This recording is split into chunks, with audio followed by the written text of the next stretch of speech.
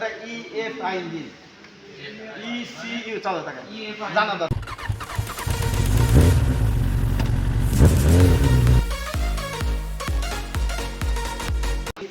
EFI ইঞ্জিনের এইটা petrol engine.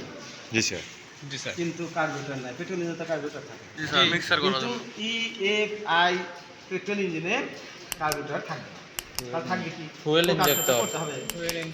ডিজেলের মতোই ইনজেক্টর মনে থাকবে তো।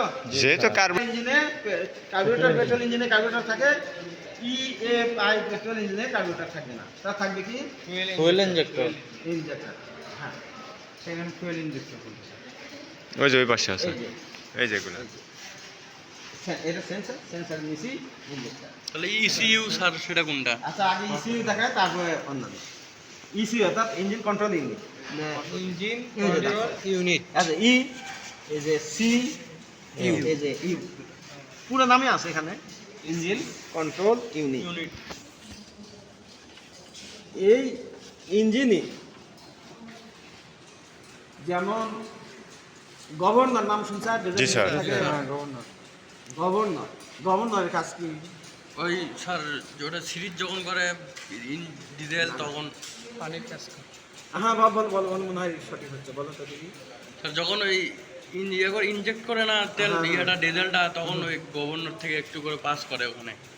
না, ওটা করে ঠিকই, কিন্তু আসল কাজ হচ্ছে একটা গাড়ি বা একটা ট্রাকের কথাই চিন্তা করে দেখো, যাচ্ছে 20-22 টন লোড দেওয়া যায় না, জি স্যার। আর খালি হয়ে গেল তখন চলে আসবে।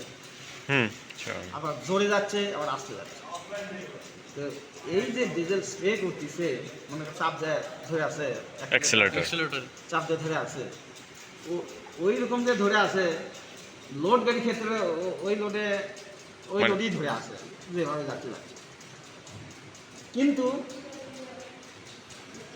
তোমরা বুঝতে পারতেছো কিনা আমার কথা, লোডের ক্ষেত্রে এক ধরনের, আনলোডের ক্ষেত্রে আলাদা। যাতে গ্রামের বাড়ি তার একটু ভালো বুঝবা। তোমরা শ্যালো ইঞ্জিন দেখছি? জি স্যার। পানি উঠায়, জি স্যার। Shallow engine. অনেকেই গ্রাম গেলে মেশিন ঘর যাও, মানে ইঞ্জিন শ্যালো মেশিন। জি স্যার। যখন পানি উঠিচ্ছে, ওই ঘরের যে কাজের লোক থাকে, সে জমিতে পানি কাটি দিতে যায় না? জি স্যার। বেশ দূরে যেতে হয়, হঠাৎ করে লিক জনিত কারণে, পাম্পের লিক হয় না, কাপড় দিয়ে রাখে, লিক জনিত কারণে লিক হয়ে গেছে, পানি উঠবে না, তখন তোমার দেখবে যে হঠাৎ করে ইঞ্জিন জোরে মানে তার ক্যাপাসিটির বাইরে ঘোরা শুরু, আরপিএম বেড়ে যাবে, একবারে কালো ধোঁয়া করতেছে। একটা ইঞ্জিনের কিন্তু ক্যাপাসিটি থাকে, যেমন মনে করো কথার কথা, ইঞ্জিন ভেদের কম বেশি আছে 3200 আরপিএম মানে রিভলিউশন পার মিনিট, অর্থাৎ প্রতি মিনিটে ঘূর্ণন সংখ্যা। তার বেশি যদি তুমি ঘোরাও, তাহলে সেটা কি হলো, কার্যকর ক্ষমতার বাইরে ভাল ওঠা নামার বিঘ্ন ঘটে, যার জন্য ইঞ্জিনের বড়ই ক্ষতি হয়ে যায়। তাহলে এটা তোমার জন্য, ইঞ্জিনের জন্য ক্ষতি হচ্ছে না? পানিতে নামে গেল ক্ষতি, কারণ লিমিট পার করছে। তো এটা ইঞ্জিন হতে দেবে না। কে করবে? গভর্নর।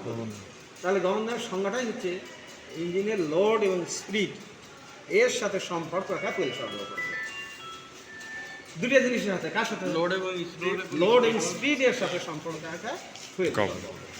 লোড কমে গেছে, এখন ওই পরিমাণ ফুয়েল দেবা না, এটা তো আমার কথা নির্ভর করবে না, ইঞ্জিনই আনবে, তার কার ফুয়েল কমে দেবে।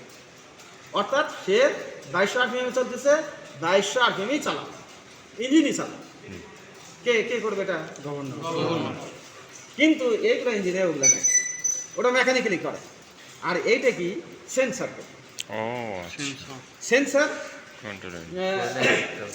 এই যে ইনজেক্টর সেন্সার সাথে সাথে ইসিইউকে একটা সিগন্যাল দেবে যে লোড এখন কম বা বেশি, লোড কমে গেছে। লোড কমে গেলে কি হবে? রোটেশন কমে দাও। তাহলে তুমি কি করবে? একে বলবে এই কথা। আচ্ছা আচ্ছা। তখন করবে কি?